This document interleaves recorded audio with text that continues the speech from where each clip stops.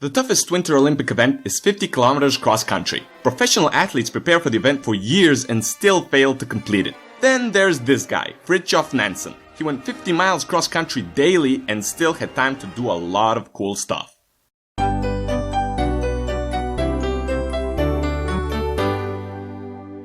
Nansen lived in Kristiania, which is an older and far more awesome name for Oslo. He liked going off into the cold to live alone with his dog for weeks. This developed his survival skills, but that's not all. Nansen became an excellent skier and skater. He broke a skating world record and was 12-time national cross-country champion. A stat nobody would be impressed with if he was from, say, Algeria. Nansen studied zoology so that he could still spend most of his days outdoors. He concentrated on the central nervous system of lower marine creatures, and his work makes him one of the founders of modern neurology. While still a student, Nansen embarked on a sea trip going through Arctic seas and landing in Greenland. During the trip, he discovered some pretty obvious stuff that wasn't really known before. For example, the ice forms on the surface of the water and the Gulf Stream flows deep through the ocean. Nansen also became a top marksman and noted that he and his team killed 200 seals in a single day. Back then, Greenland was still an unexplored territory. Closest people came to the Greenland ice cap was sending a letter to Santa. Nansen decided to be the first guy to cross Greenland.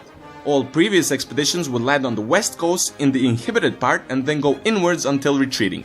Nansen decided to land on the east side and go west. The country didn't want to help him with this suicidal mission, so he had to organize everything by himself. For this crazy idea, he needed crazy people who would actually survive. So his team of 6 had Sami people who lived in the far north of Norway. Once they landed, Nansen destroyed the ship so that there was no point in complaining about going back.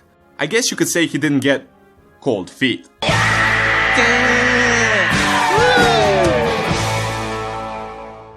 Upon returning to Norway, getting a PhD and becoming a national hero, Nansen decided that it was no time to chill. He wanted to become the first person to reach the North Pole. This mission wasn't successful, although Nansen reached the highest latitude to that date. The ship took unexpected drifts through the ice, so Nansen decided to go to the North Pole on a sled. He went deep towards the pole but had to retreat just a couple of hundred miles before. He was stranded, and before a rescue mission could reach him, Nansen built a hut and survived by eating bear and walrus meat. How did he get the meat, you ask? Well, he clubbed them to death. Once back, Nansen publicly spoke about Norway's separation from Sweden. He represented Norway and Britain and secretly talked to the Prince of Denmark. He succeeded in persuading the prince to become the King of Norway and was instrumental in Norway's independence. Soon enough, World War I broke out and Nansen represented Norway in the League of Nations. He devoted his work to helping the prisoners of war and raising funds to reduce the famine. Many of the refugees were left stranded after the war, not having any type of documentation. For these stateless people, a document called the Nansen Passport was designed, which was recognized by more than 50 countries. Before dying, aged 68, Nansen received the Nobel Peace Prize in 1922. Be sure to like and share the video if you enjoyed it, and don't forget to subscribe. See you next week!